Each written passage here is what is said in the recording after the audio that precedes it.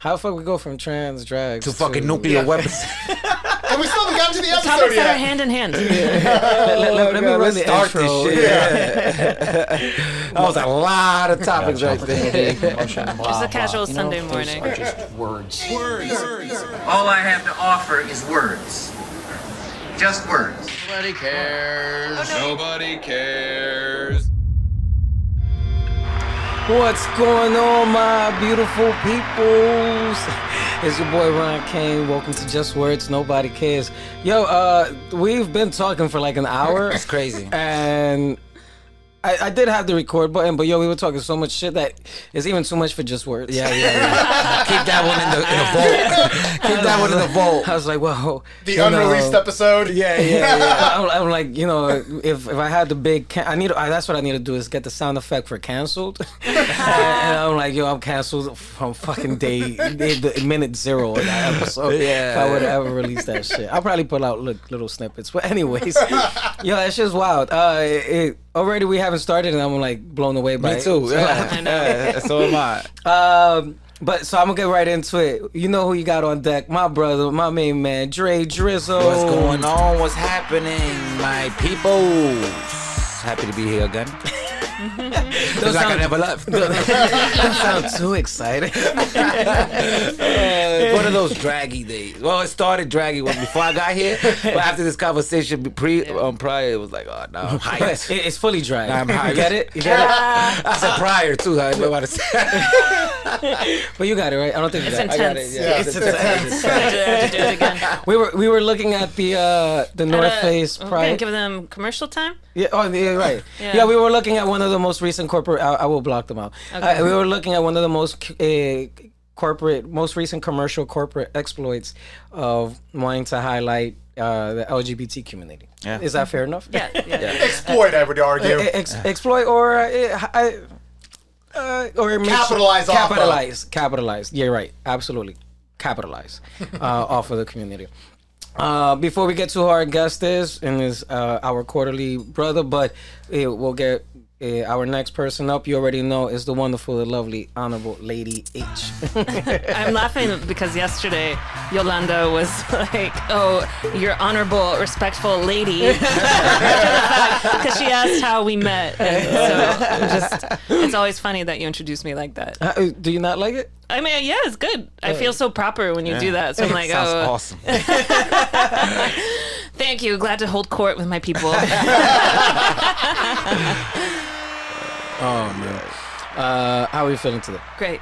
Fantastic. Beautiful day. Beautiful. Yeah. We're like skimming right through the intros because everybody's like, yo, let's just get through this shit. Get into it. Let's I know, get we got a into whole it. episode to do today. Who we got on deck is our brother, our quarterly reporter, Clark Kent. He's back.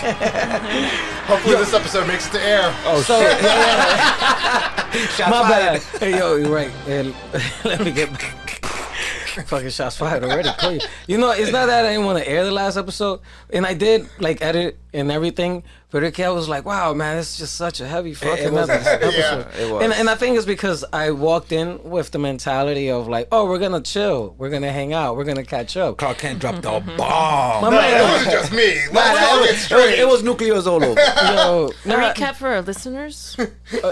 it basically started with like getting accidentally double charged by the MTA, remember? Yeah. And then it just fucking evolved to just a lot of sadness. Yeah. Like it's like brokenness. There was no happy news at the end of Yes. this. Nah. Yeah. And I was just like, Diablo, what the fuck happened? Yeah, it was a lot. And so when I edited it, a lot of the information was still relevant, but now I'm trying to get these episodes out much quicker. But it was still relevant, but a lot of the stuff that you had mentioned was now taking place. Yeah. You know, what we were talking in the hypothetical was now happening. I can't recall exactly. We'll get into it when we start talking about the immigration stuff. So. Okay, yeah. And so it was like a lot Very of present those. right now. Yeah, Yeah. and I was just like, Yeah, I have a show on 42nd Street that's opening next week after next, and so I've been going down there every day for a month. And it's very present. Like, you do see the new immigrants here in the city, and you see them excited. I see them excited right now because they're in the Big Apple, and I also see them, I think, waiting for work. I don't know. They're just hanging out. So Yeah, we can get in. I mean, Yeah. let's just Anyways, dive right in. yeah, welcome. So apparently the hot button topic is immigrants. So let's. It's killing everybody. It's getting to our kids. The kids. The kids. Not the Inside kids, joke. not the kids. You know, we have no money. It costs $4 billion a day to take care of them here. I don't know if that's all. So let's table set here for a little bit. So starting last year, we had a fun decision. The governor of Texas and governor of Florida, Shout out to Texas. and Florida, started sending busloads of migrants over without warning to the city, telling them what time they were coming. Why do we call them migrants and not immigrants? Just out of curiosity. I don't know, actually. What's the difference? It's the same shit, right? It is the same thing though, but the idea is like they're part of a migration pattern. So Migrant. Migrants So, and immigrants. Versus Migrants is like a immigrants? short. Immigrants is when they're just they crossing come? Yeah. the border. But they come and they stay? I don't know. Aren't they I'm synonymous? gonna have to look this up. Do Yeah. a little thing. Pop up. So anyway, so we get. So we've been getting this influx for months now. I mean, so there was this big build up about there was this caravan that was supposed to come over. I think last month. The numbers never came to be. Like everyone overhyped it, overexpected it. Even though historically, every time they overhype it and expect it, it always falls apart somewhere. Though Title 42 got revoked, which basically. The rule for Title 42 was that you got here, we can kick you out because we said COVID was a threat, but it didn't get marked on your card or go against you. Now you come in, you get caught, you're on a 5-year ban, don't want to see you ever again, and you can also face jail time. Oh, okay. So we lock you up, Yeah, pretty much. and it costs Got like it. $70,000 a year. or we just Each basically person. we throw you on to the the first, taxpayer. and we each also person. throw you on the first plane out of here. Though and go like, oh, you're banned for 5 years now. So here we are. Though numbers haven't added up, but we're still getting an influx of migrants into New York, specifically Manhattan, 42nd Street Terminal. Shout out to Times Square. I was wondering how they were getting there. I'm like, yo, how do they land in Times Square specifically? It's because of the They dropped bus. them Yes. off. Yeah. Ah, At Penn Station. The terminal. That's right. Yeah. So I was like, come on, like they just You chilling there. You know how They literally dropped them off at how Port Authority. mind blowing that shit. I'm sorry. Go ahead. No, continue. How mind blowing that gotta be. You an immigrant from somewhere and you're the in first New York. in the fucking epicenter Yeah. right there. Yeah. 40 That's why seconds. I see all the them lights. excited. You imagine? They're so that gotta be excited a right now. mind Yeah, fuck. man. Yeah, So- they're all young Yeah. men, but they're Damn. so excited with the stars in I their couldn't eyes. just imagine. walked through fucking treacherous terrain you know what I'm saying? and the jungles Yeah. of Nicaragua. And I hit No, they're 42nd hyped. Street. They are hyped to be here. Of course. Yeah. They probably only seen it on TV and Yeah, now they. yeah. Right, So they get sent with a insane. bus ticket, like no explanation, like you're going to New York, or let me correct that now. They're all sending them to Chicago, anywhere that basically, I mean, those Eric Adams will say, anywhere that has a black mayor, you're getting one. Anyway, that's a black mayor. Damn, that's wild. Didn't think is about that political outcome. But yeah, supposedly all these liberal cities, like I know, Ron DeSantis sent like But Eric isn't Oh, that he was- liberal. No, but No. Oh, my bad. We'll get. Yeah. I mean, it's a whole fun story. So I mean, the DeSantis sent like a plane load of people from Florida to Nantucket because he thought it was funny. Oh right, there was that. They're on the stunt. plane? Yeah, I mean, like basically, he just took, or there was a bus also. Like he just basically told them like, "Oh, Massachusetts is taking you, bye." And then the people there welcomed them with open arms. they did though, but the thing the is that they don't first. have, they don't have though they didn't have the resources to actually keep them. It was like, oh, you guys have money, and it's like, yeah, though, but we don't actually have space. So we've been getting an influx from the city. Now it becomes an interesting question though, of like what the real number is though, because the influx didn't happen at the border. So we are not getting like a whole new wave that no one expected. We're getting surprise waves. Like I think, all right. So for anyone who didn't hear the episode, like the analogy I made last time was like, imagine my cousin shows up with his whole family at 2:00 in the afternoon without telling you. Oh, by the way, though, we're your guests. Yeah, Oh, that I bring happened to these us. I bring these niggas that BYOB. You know what I'm saying? I bring these niggas that fucking Bring shit. Bring shit. I mean, Palitos, at least. No, but that happened to us at the start of the pandemic with your cousin. which one? That stayed with us for Oh like, yeah. No. like months. I actually did house some immigrants for a while. yeah. You had a cousin that stayed with you? Yeah, and, man. and her husband, our- right here. From Ecuador. Oh, Yeah. what? Yeah, they oh, were shit, here so for like you went 5 through months. your own little. Yeah, nigga. Migrant. And they got fucking mad comfortable. I was like, all right. That's when I They moved just showed here up. first. Yeah. no, showed up. they- I mean- it was supposed to be for like a week, but because they couldn't fly back because of COVID, that shit ended up being like 6 months. It kept getting pushed back and pushed back and I and was pushed like- Oh, back. y'all must have been going crazy. We were patient. I mean, 6 months? patient. I was patient, but Yeah. I We was, took a lot of like weekends out. Yeah, I was. That's when I was doing my most traveling. Damn, fuck this shit. I'm out of my own crib. Y'all won. So then it gets to the point though. So what ends up happening is most of the migrants actually don't stay in New York. That's also another conversation issue that's been going on. Like they get dropped off in New York, and then it's like, well, I have family in New Jersey. I have family somewhere else. So they're not all staying in New York. But it becomes an issue, as everything else, as we've talked about always. Money becomes an issue. So the federal government gave us a ton of FEMA money to actually handle this, and the feds were like, okay, great, you also have a ton of unspent COVID money you haven't used yet that you guys can keep, use it. The problem is, and this is where I don't blame Adams for this, de Blasio, when he got a lot of the COVID money, started experimenting with new programs using the COVID money to fund it. With the idea at the time was like, well, once it takes off and it's popular, the feds will keep funding it. The feds are like, well, you still have money that you haven't spent yet, so either use it or lose it. So now the mayor is kind of angry at the president because he says that, oh, we need more money, we need more this, more that. And the president's like, you guys have a ton of money, you're just not using it. And that's not my problem. Like, you guys got to use what you got first. So, and also, by the way, you guys should be suing Texas and any other state that's sending migrants over because they get FEMA money to handle this because Texas has more open space to handle it. Right. And they're not using it properly. So why don't you guys sue for the FEMA money so you guys can use some of that money as well? Yeah, but that's gonna that's gonna take time. That whole suing and Not right? necessarily. I mean, though, you can get. I mean, though, it's actually quite quick, though, because I know sooner or later, like, it goes right to the Supreme Court, and then it's like it's an issue there. It's like, are you using your money funded properly? Now, the argument could be, yes, you are, no, you aren't, or here's ideological reasons, though. But it'll take a year. But I know the idea is at least get the ball money. rolling. Yeah. Rather than starting now and then later. Yeah.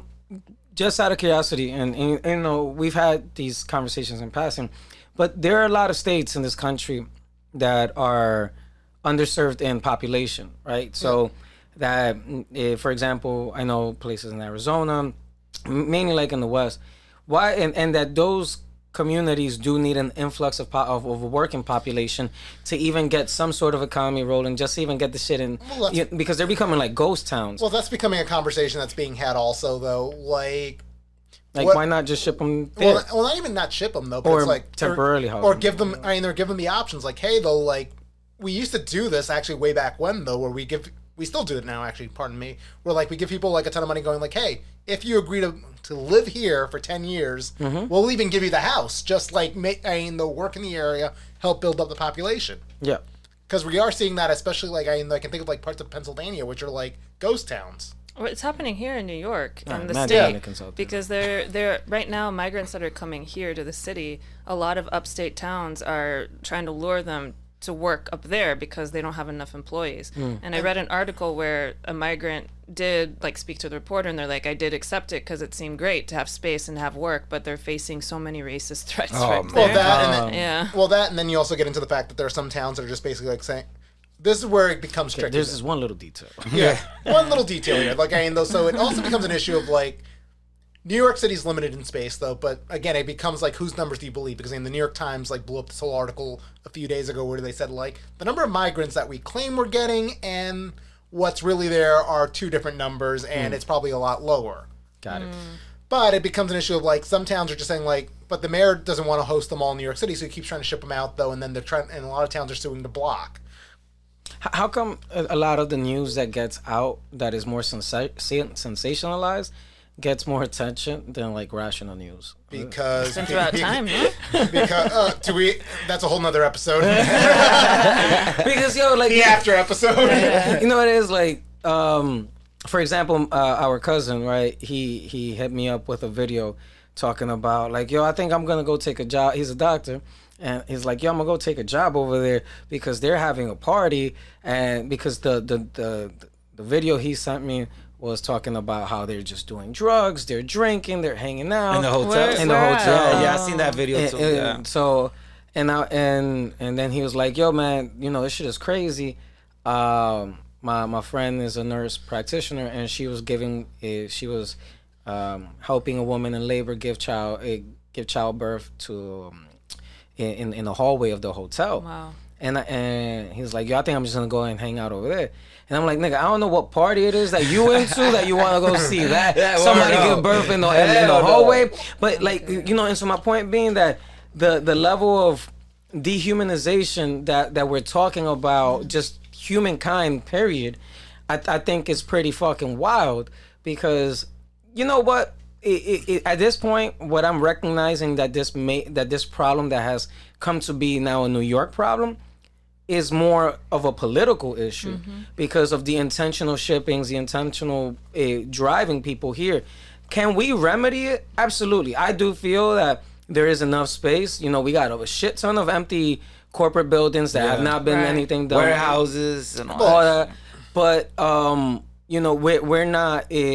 People are just trying to figure it out because nobody just wants to say here. Well, but we're dropping $4 billion. But here's the issue. Here's the other issue that it becomes, though. I mean, you made a great point, though. Like there's a solution, though. But the problem with solutions is that people have to be able to swallow them. Pause. Pause. Pause.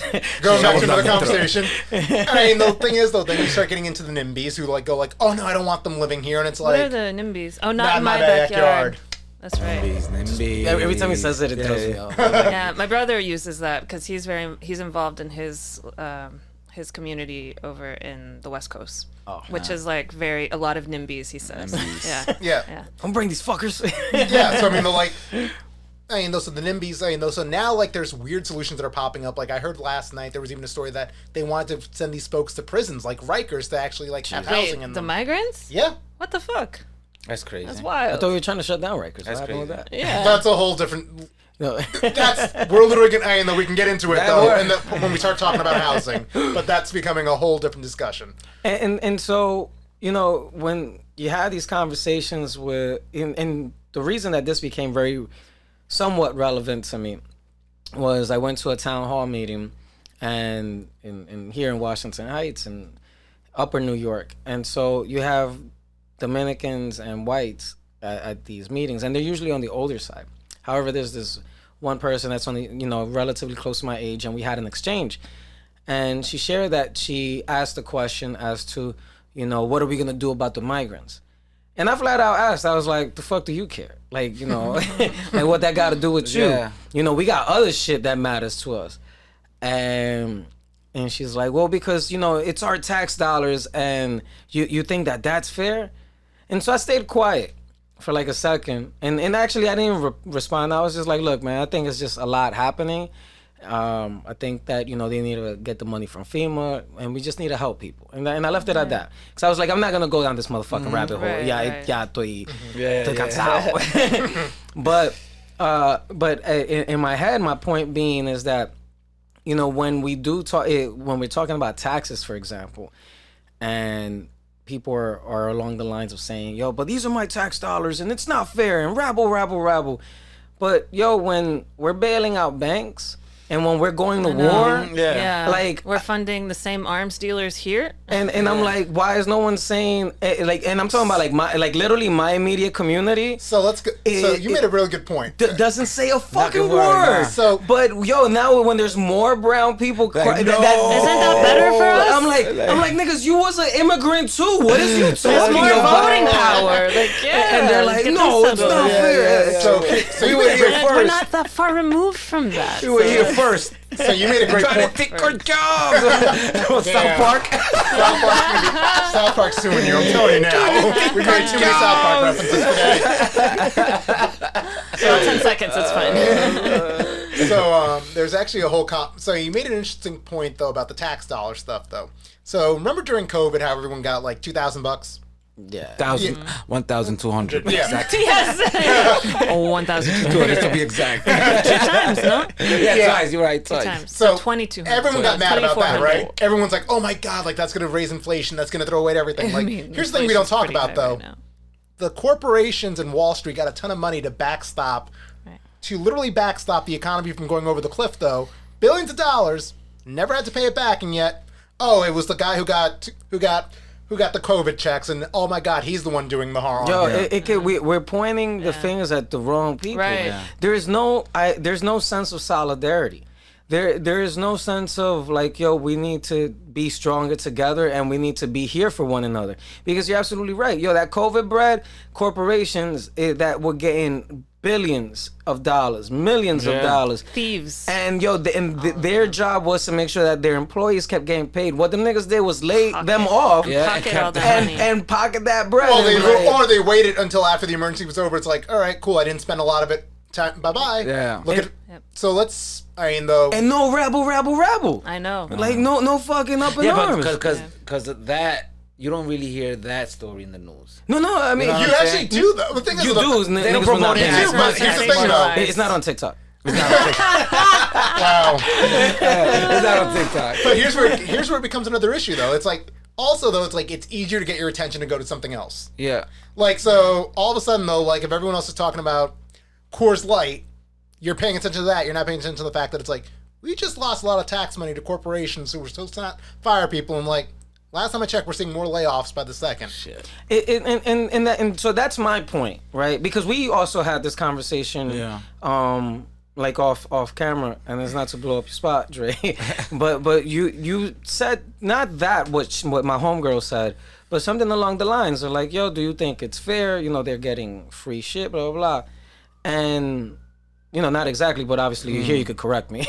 But it was a similar sentiment. And I shared with you the position like, yo, you know, and especially in our family, like we have people that are relatively passionate about this topic. They're passionate quite about a lot of topics. Shout out to the Always the family. wordsmith. Yeah. Always Shout out the to the wordsmith. family. And I'm like, and I'm flabbergasted. I will use that word again. I'm flabbergasted at some of their comments because I'm like, yo, fam.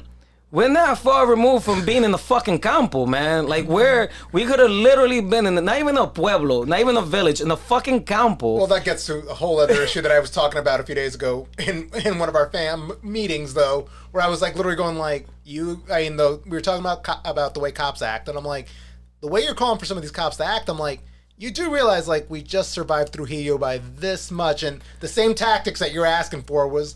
Right. What basically he did. We are flirting very, very hard with Trujillo, fascism. For our listeners that do not know Dominican history, Trujillo was a highly regarded Dominican dictator. Pop up. Oh, yeah. What I was saying is that I don't know if it was fair or not because they didn't do that for the homeless people here. What are they doing for them? But That's what I'm trying to. Unfortunately, I feel like they're getting screwed by this. The homeless people. Well, that's what I'm saying. Well, then It's really unfortunate. Well, then it becomes another issue, though. I mean, this is. Sorry, I have to settle this the right way, though. So, I mean, though, it becomes an issue of like we don't have a housing crisis in the city. Let's get this straight. We have a false scarcity crisis because you go through a lot of buildings. How many of them are actually full?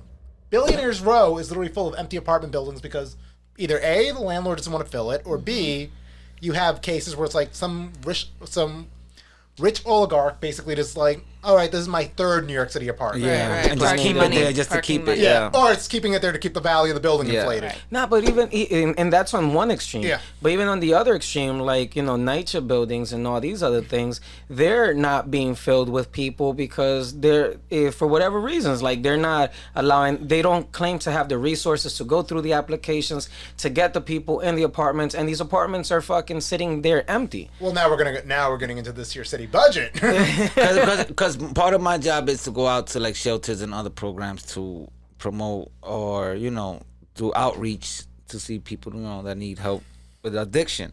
And we went to this shelter in Brooklyn last week, me and my partner. Shout out to Brother Ja. We went over there and we had we were speaking to like, I'll say 35, 40 people. And when the lady brought us out to introduce us, the first thing she said is, who here speaks English? Guess how many people raised their hand?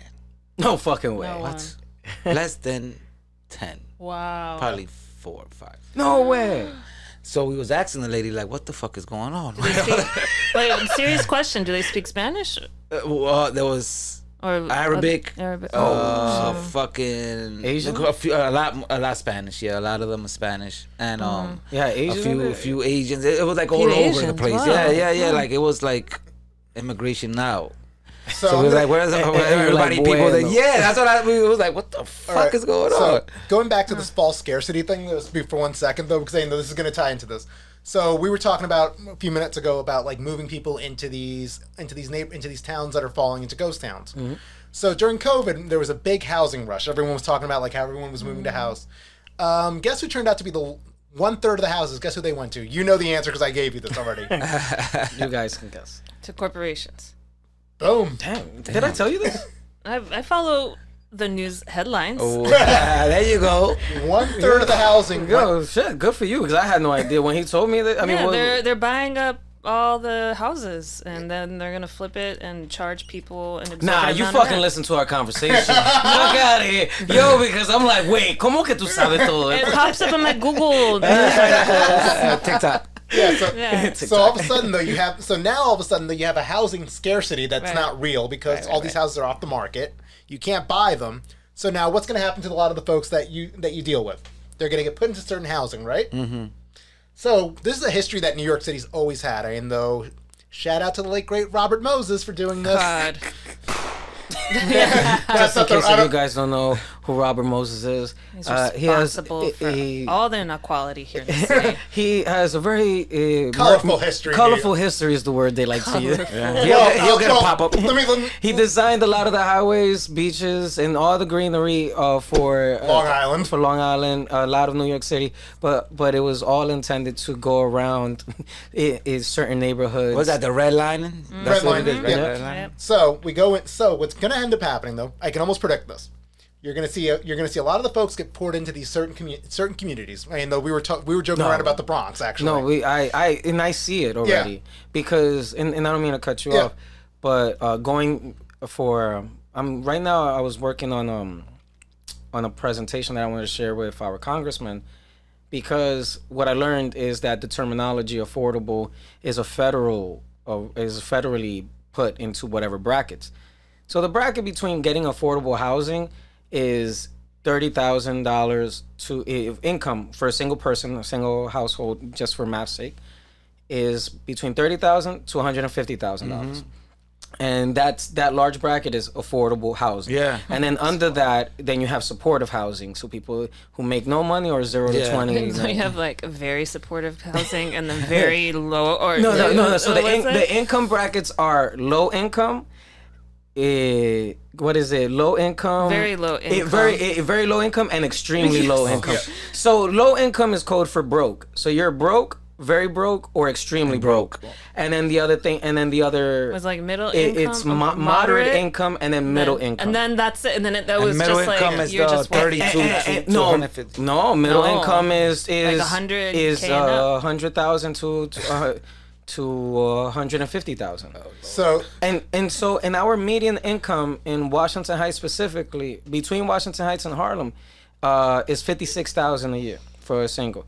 And then the new apartment that they're putting up here, Yeah. the eligible income for a 1-bedroom apartment single is between 80,000 and 150,000. for what they say is affordable. For what housing. they call affordable. And I'm like, yo, my man, but if you look at the metric of what we are in this entire neighborhood in this island is low income. So broke and very broke, but not extremely broke, but just broke yeah. and very broke. And I'm like, so who is this housing affordable to who? so then it gets into another messed And up stat. the definition of affordable is inexpensive or reasonably priced in the Oxford Dictionary. So then it gets into another messed up category, because I know there was a recent study that came out that said like so before 100,000 used to be like a big deal when you made that threshold for a salary, Yeah. right? Right. Apparently everybody makes it except me now. I know. Same. But here's where it gets funny though. Like how much of it do you actually, what do you think 100,000 is in New York money? No, it's 50K if that. Not even. Not even 30K. It's 30K. Yeah. 100,000 if you do annually After 100,000. taxes and After expenses. taxes and expenses, you only have the equivalent of 30K of your a year-long salary. What's the best state that has the best? So that means that broke people have really like then 5. Yeah. Wild. Wow. 5K. That's insane. So you start to so now what's going to end up happening to a lot of folks who are on the super broke side? They're going to start getting warehoused. Now, what happens when you start? Though history has told us this over and over again, and studies have shown, when you start putting a ton of poor people together, Chaos. crime, though automatically, even though people got to survive, so crime goes up. Yeah. Right. So then what comes after that? So over policing. And then so then all of a sudden they start because they're really Well, because it's crime, then the landlords stop. They divest, so they stop investing in those communities. You can't get a decent job, or you probably live like in a 2 fare zone. So that means you ain't gonna leave because there's no fucking train. You got to take 2 buses, or you got to take a bus and a train or whatever. Liquor stores and all that shit stop popping And up. so then you get all of that, and so you have divestment of the neighborhood. You can't get a good job. You're not taking care of your health. A brand new ghetto. And there's a brand new ghetto, and then you got to over police it. And I'm seeing that happening in the Bronx. And even though I was joking, actually, when I looked at the numbers, and I was like, yo, hold up. The eligible income for the Bronx for an apartment, then they were showing apartments for like $300-$500 studios or whatever. And I'm like, wait, what? Yeah. So over there, they have that. But I looked up Harlem and Washington Heights, and we had this conversation on the chat. And I was like, yo, people are proving my point. There's nothing sub 80,000 That's wild. in Manhattan. And then you go to the Bronx, and even though the person said it's apples to apples, it is not fucking apples to apples. That shit, I don't know what Palestine looks like, and I don't know what Afghanistan looks like, but there's a lot of firecrackers across that bridge, yo. And if that's what it sounds like, at least on the news, that's what fucking the Bronx is to me. But it's also becoming. It's also becoming though a bigger issue though in the fact that, i.e. though, then what ends up happening though, this is where it gets really cute. I think I sent you the New York Times article about this. That shit was a paywall. I worked my way around it, but yes, I got to read the fucking New York Times article. Where it like gets into the fact that like then we go back to the NIMBYs though, because like the kids who end up I'm gonna say kids though, so I'm gonna shout out to Columbia, the Columbia Kids, all about the kids. the Columbia folks who live here. They all of a sudden though like they get voting rights over like the next affordable housing unit and who gets actually living there. So all of a sudden though now you really start getting a more segregated city because they're starting to. That's how you start, like, basically causing more gentrification and kicking folks out. Yeah, it's exacerbating it to a whole nth degree because when they go to these projects too, and they're like, yo, we need approval, we need support to say that we can build this new building next to you. Can you say that you're gonna do it? And we're gonna make sure that you have housing. There's gonna be affordable housing and blah blah blah. Yeah. And our borough president, and I had a brief conversation with him, Mark Levine. We're up here in Washington Heights. Dominican, white, and there's more people, but that's all I know. and so when they're there talking about all the issues at hand and public safety and blah blah, and Mark Levine goes, the median rent in New York City is $5,000. It's probably more now, but he said as of April it's $5,000, and I was like, wait, what? And so for a 1-bedroom. And he goes, and we need to start talking about bringing more affordable housing. And everybody's like, yeah, literally, right?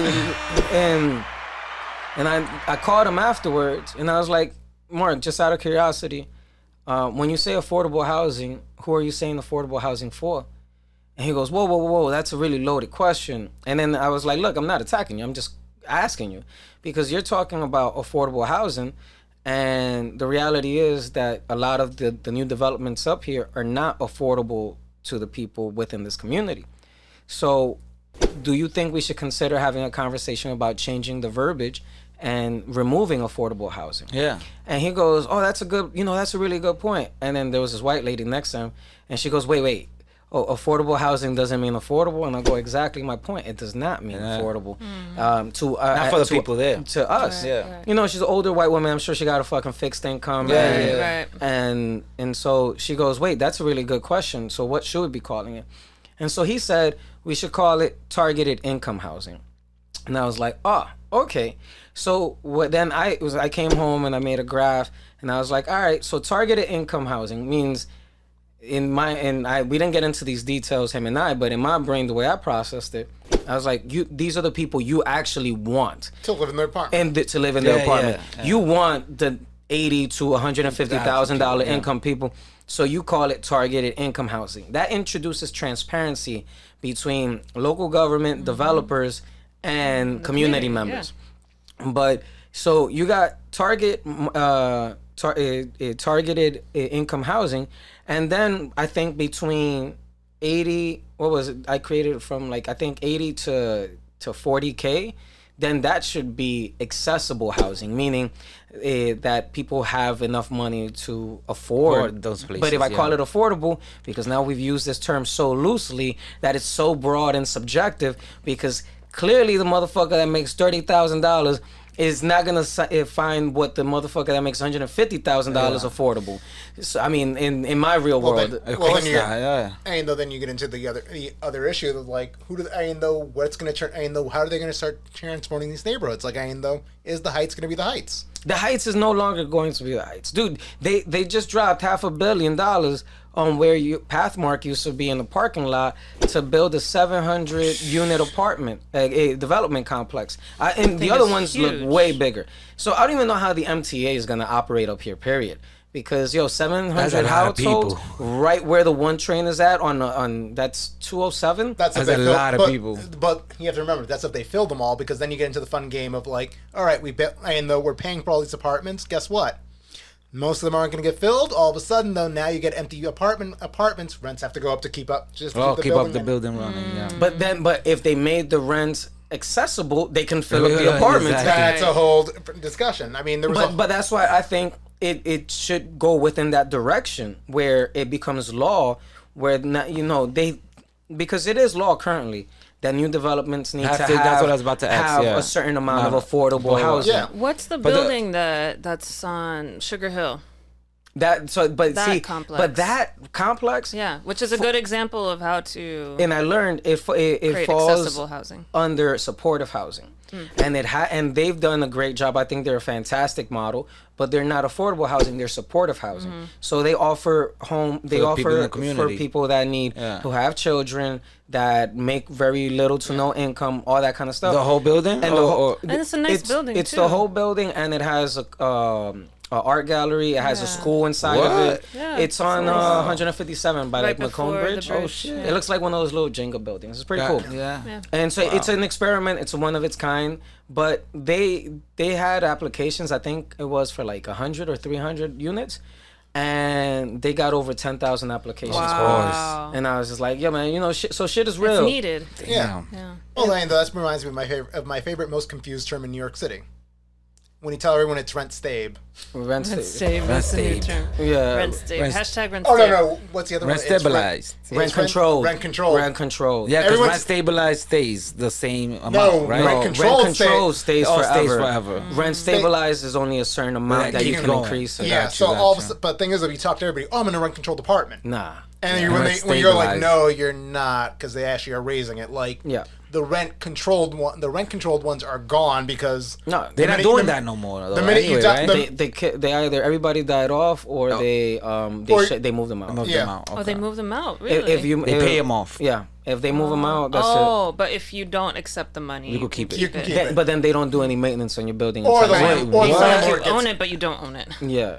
But the landlord can make your life a living hell by doing upgrades. Try to kick you up. No, it's a lot of intimidation tactics out there. Yeah. So in other words, like this housing, and you're right, that is a proper term. Housing, when they're talking about housing crisis or scarcity, it's a false scarcity because there is space, there are units, but the prices are, in my opinion, unreasonable. The math doesn't make sense. I'm going based off median income in this neighborhood. Well, that's because we've had this conversation also. Money ain't real. It's not. After you reach a certain point, it's not. It's and so in other words, what I would want to, the way I would want to tie it all into the immigration issues and the housing issues is that our focus and our shift as not only just as a community, but as just a humanity in general, has been so lost in the noise of what we're consumed with and consumed by that we're not allowing ourselves the space to be like, yo, we need to be more in a solidarity state. Because in a surreal world where if you were to think about what tax day is to us, tax day is a day that we're all like pissed off. They're taking my money, right? And they're using it for what? But in reality, tax day should be a day that we should be happy about, because we're gonna be saying like, yo, this is the day that our children or our friends' children will have access to education. The people in need of help will get the help. People that need a medication will get the medicine. People who are seniors and are going old will have a place to stay and transition. Right. For also Republicans, like small businesses will get support from the government. But we got tax day every day. No, tax day is Like, April, well, whatever. it depends. No, I'm saying because we pay taxes. No, every day. but that's when you file, and they either take more money if you make more money, Right. and but we don't, but that's what I said in the surreal world. But if we were using those funds for those resources, but when you see that we're fucking hoarding bread, and by bread I mean money, we're hoarding money and we're creating a sense of false scarcity, and it's just fucking all being funneled to the richer becoming richer, and creating It pressures sucks. on the other end. It's like, how is it that hurts. why is it that my fucking tax money is helping corporations being bailed out? Yeah. Why is my tax money helping banks being bailed out? Like, I thought if you fucked up, you fucked up. Right. And Well, that's all right. Now we're diving into the other conversation. We had. It was a long group Put my chat that headset a little morning. bit down, Ranji. Huh? My headset a little bit down. Oh, my fault. That's Oh, right, right. You're artful. Yeah, that was a long chat we had that morning. But we were talking about one of the biggest things that gets on my nerves. So we were talking about Facebook, about how they lost $12 billion. Jesus. On that lawsuit? No, on Meta. On the meta shit. Yeah. But they were getting their sued, no? They've gotten sued, but they really a lot of their money that they lost supposedly was on Meta, which they were trying to make it a real thing, and then everyone realized nobody wants it. $12 billion. But the thing is, I was telling me and Ron were having a conversation, but I'm like, that money's not real. Right. Because all of a sudden, I'm like, please tell me, they'll show me where the $12 billion was being spent, and they're like, oh, well, it's $12 billion allocated, and it's like, so it was never there. Shit. And you start hearing these things, and so what I've come to terms with, at least in my position and my optics, is obviously there's a lot of shit I can't control, right? But what I can control is the human emotion behind all of this, which is to introduce the empathy and trying to get some sense of logic behind all the noise. Because what I can control is how I react to all of this information that we're getting. It's a lot of information. And we're not allowing ourselves that moment in time to just be like, where's the humanity involved in all this? How can we introduce solidarity for all this? Because I'm going to say, I was very upset to see so many people of color, brown and black, be upset at other people of color. For trying to seek help and better their lives. Because we don't know what their circumstances are. They're running away from circumstances the U.S. government created. Shit. Well, that's a whole thing. Now we're going to get into a real conversation. And then that goes into a whole nother subset of things. But, for me, it's just at that micro level of why we continue to talk about more hate towards each other. Right. Rather than talking about how can we uplift each other and build each other up.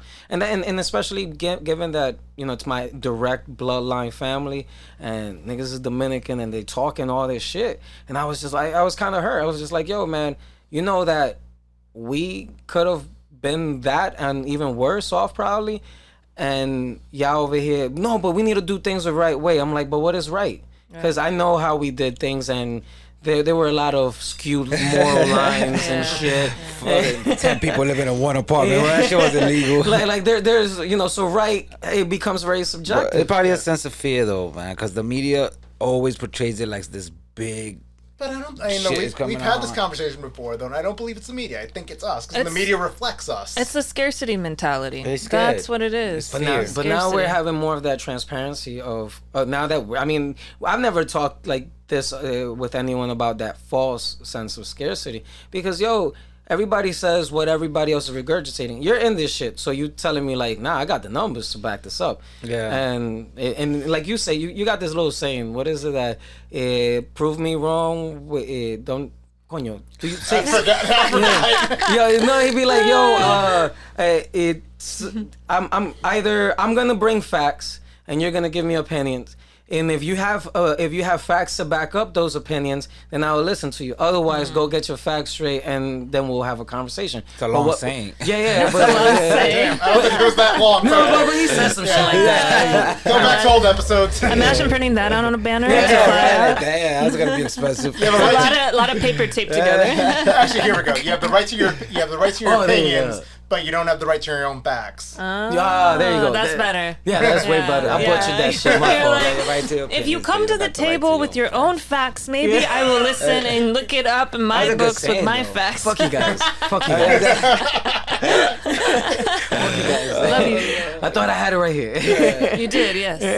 He had the concept. Somewhere in my brain is the like idea. that. Just dragged it a little bit. Yo, we're already at over a fucking hour. And that's Damn. and that's when I started the new episode. Oh wait, that's what the Damn. intro? Yeah, that's what the Oh my intro. God. So That's insane. I think because for people to absorb all this, I think we're gonna like leave it at Yes. that. Yeah. Because otherwise, I For know. me to absorb all this.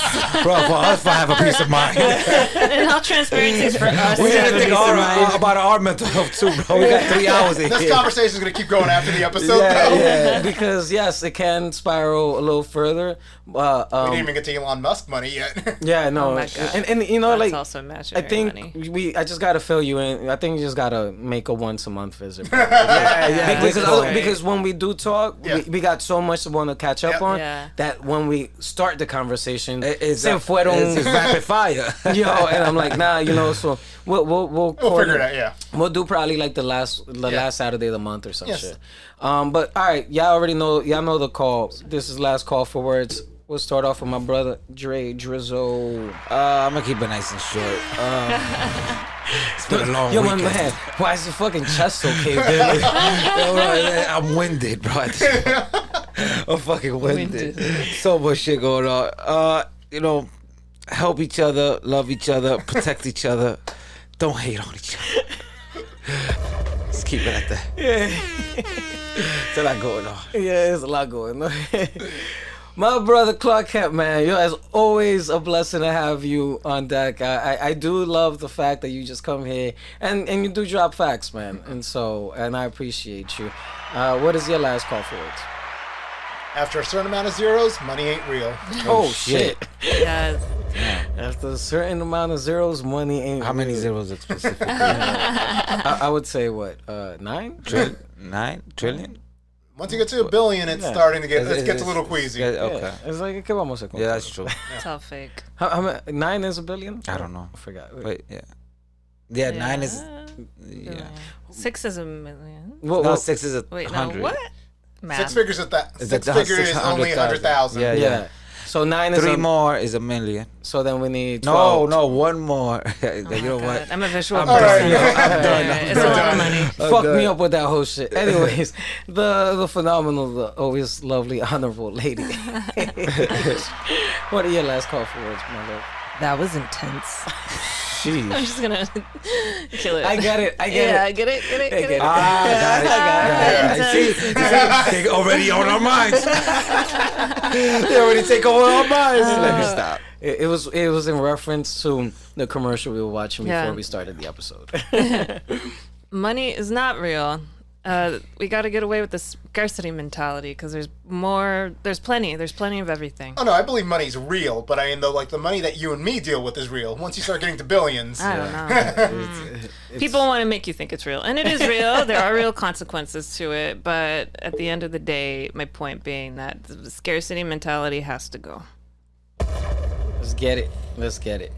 what do you got, Kane?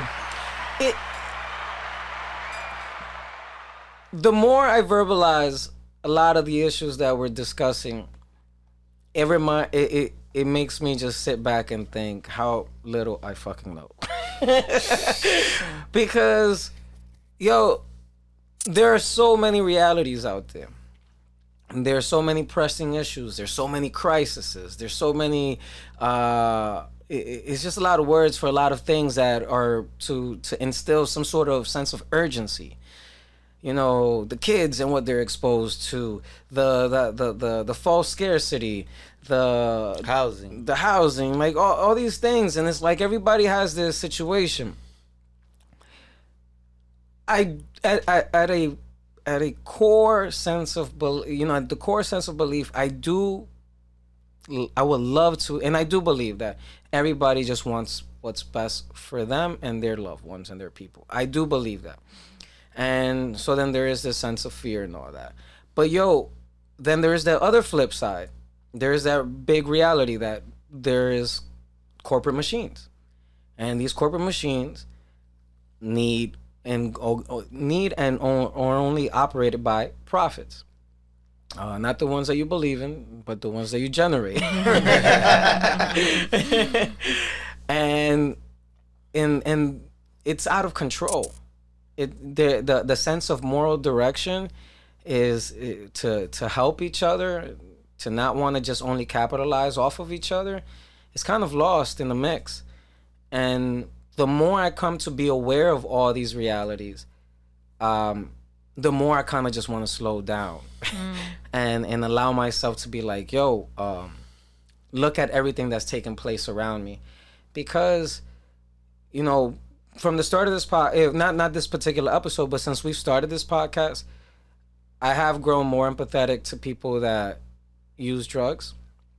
I went from calling them junkies to humanizing them and to empathizing for what they're going through, because I don't know what they're going through.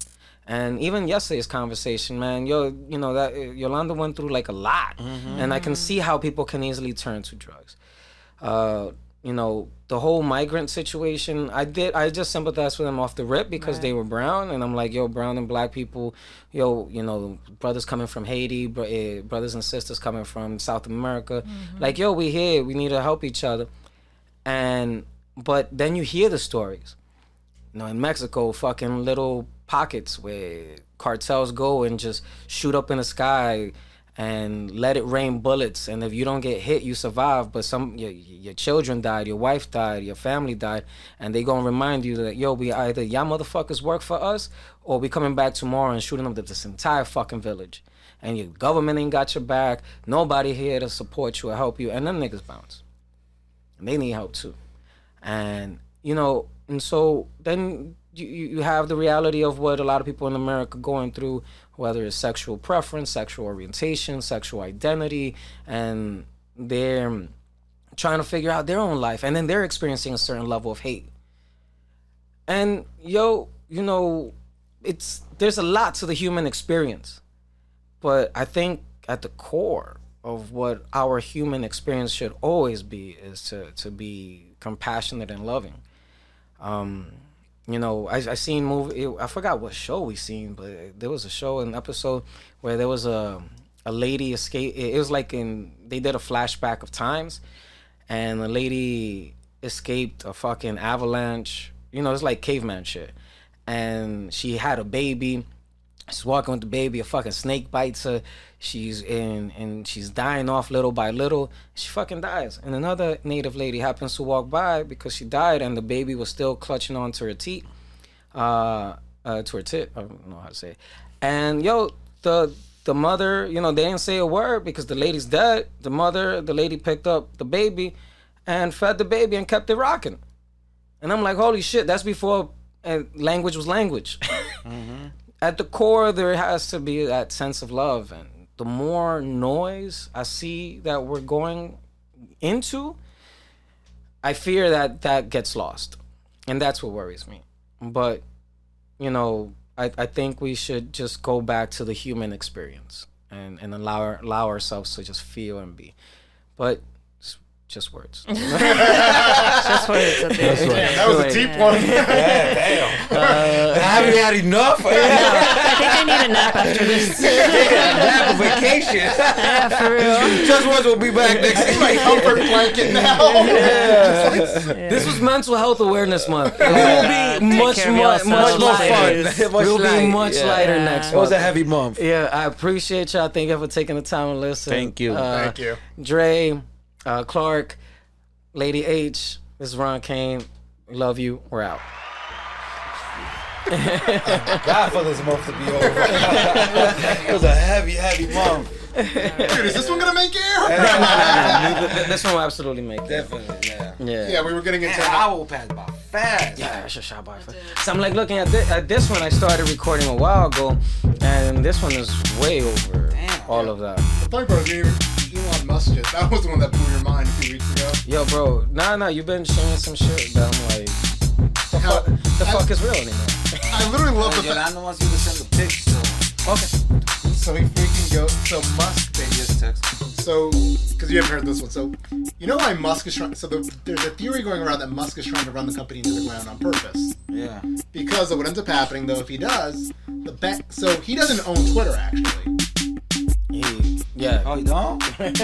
No, the banks own Twitter. He only he borrowed a ton of money to buy Twitter. Oh. So the theory is that since the banks own Twitter, though, they. That's that smart people shit. That's that smart. Richest man alive, still borrow money to. That's. No, it gets more fucked up than that, though. So, because